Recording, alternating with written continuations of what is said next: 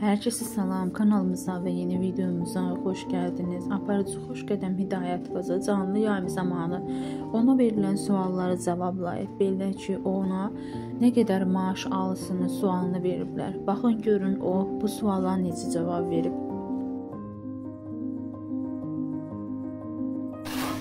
Hansı taksini bağlayıblar? Valla maşın olanda maşınla gəlirəm, olmayanda da metrodan istifadə edirəm. Buradan avtobusdan, metrodan istifadə edirəm. Ona görə mənim üçün fərq etmir. Nə bağlandı, azaldı sayları, ya yox. Metrodan istifadə edirəm. Sonra avtobusdan istifadə edirəm. Probkada qalmıram, əsəb keçirtmirəm. Maaşın nə? Birinci böyük bir tərbiyəsizlikdir ki, kimsədən aldığı pulu soruşasan, qazancını soruşasan. Mənə görə bu çox böyük bir tərbiyəsizlikdir. Bunun, bu dediğimin pula, maaşa ne alakası var ki? Yani ne alakası var?